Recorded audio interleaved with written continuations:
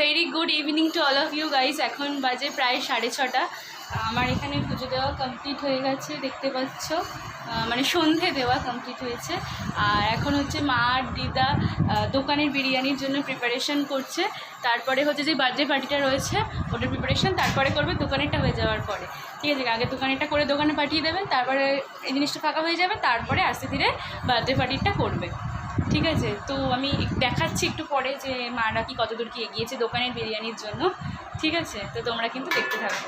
দেখো এখানে চিকেনের প্রিপারেশনটা, একটা হাঁড়িটা সরাও, এই ঢাকনাটা সরাও, হাঁড়ি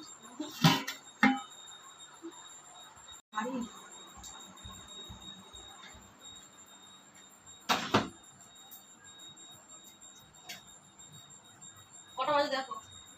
6:32, ঠিক আছে। আর এইখানে হচ্ছে ওই এরপরে যেটা হবে সেটা প্রিপারেশন কিছুটা করা। এটা কি রেডি করে রেখে দিবি, পরে গোলাপ জল এগুলো দিবি?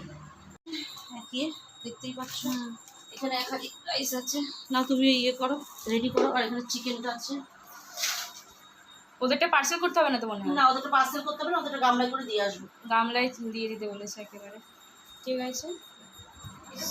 তোমাদের বলেছিলাম আজকে বোন হচ্ছে বাপির সাথে শ্মশানতে বাজারে গেছিলো, তখন হচ্ছে এই 120 টাকা দিয়ে এই চিপসটা নাকি নিয়ে এসছে। ভাবা যায়, মানে একটা চিপস খাবে সেটা নাকি এত এক্সপেন্সিভ খেতে হয়, ভাবো তাহলে, ঠিক আছে।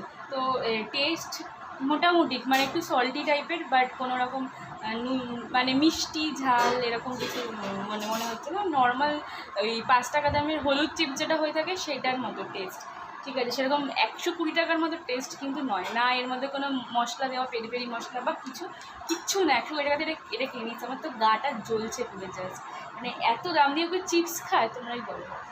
বোন তো এখন মানে কাছাকাছি বা পাশাপাশি দেখতে পাচ্ছ না ওকে, অ্যাজ বিকজ ও হচ্ছে ড্রয়িং করতে গেছে, আজকে সানডে। তো অনির্বাণ ড্রয়িং করাতে এসে ও অতিথি ড্রয়িং করছে।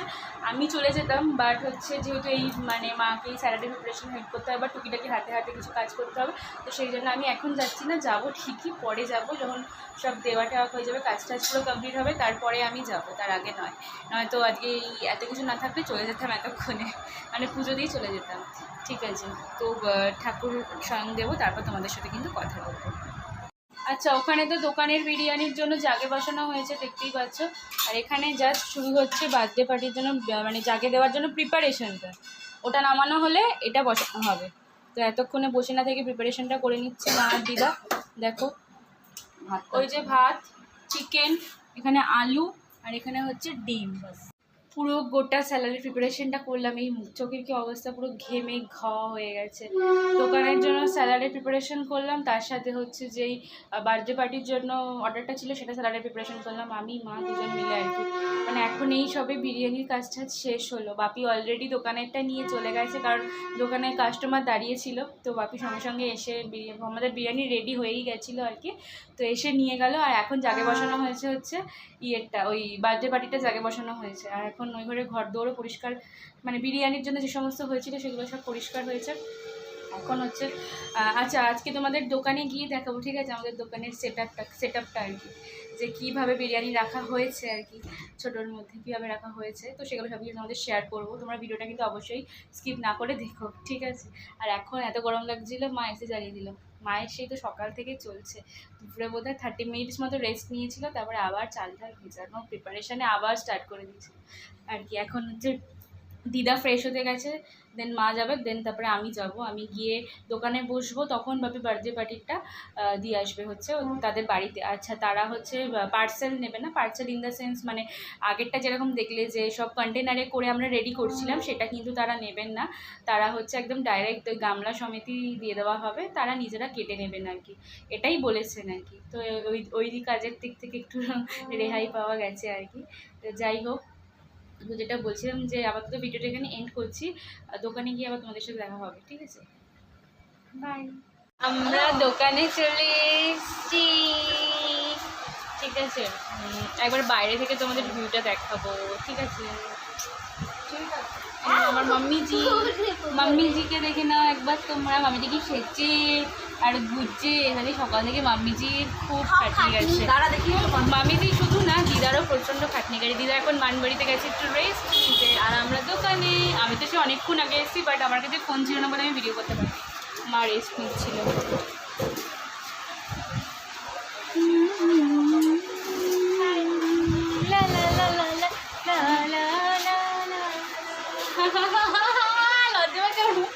আমার মা কিন্তু ক্যামেরা শাই হয়ে গেছে ভিডিও না করতে করতে। চুপ করো। পরে এসে বলবি যে চন্দন কাকু দুজনে খাবি, যা দেবো না। কটা দুটো বাবা আর মেয়ে দুজনে। ও বলেছে ফেরত দিয়ে দেবে।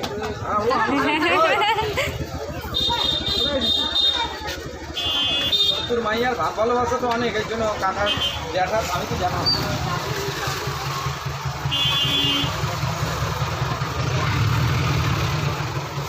আমি এক্ষুনি ভাবতেছিলাম দিলে যখন কি করালাম দেখি হয় ঠিক।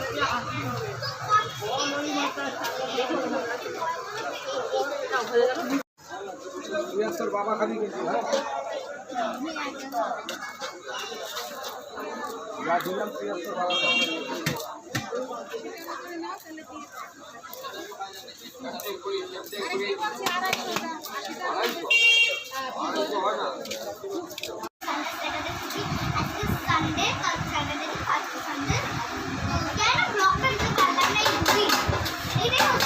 পাকা মোটা দেখতে পাচ্ছ? পাকা মোটা দেখো তোমরা, জাস্ট চোখ মুখগুলো জাস্ট দেখো। এরকম কেন যে ওর এরকম চোখ মুখগুলো হলো, মানে এরকম অঙ্গিভঙ্গিগুলো হলো, আমার বাবার না আমার মায়ের, আমাদের কারোর এরকম অঙ্গিভঙ্গি নেই। ওর যে কেন এরকম হলো কে জানে। সো দোকানের বিরিয়ানি যা আমার পাঠিয়েছিল সেগুলো বিক্রি হয়ে গেছে। আমরা কিছুক্ষণের মধ্যে বাড়ি চলে যাবো। এখন হচ্ছে মানে গোছানোর প্রিপারেশান চলছে আর কি।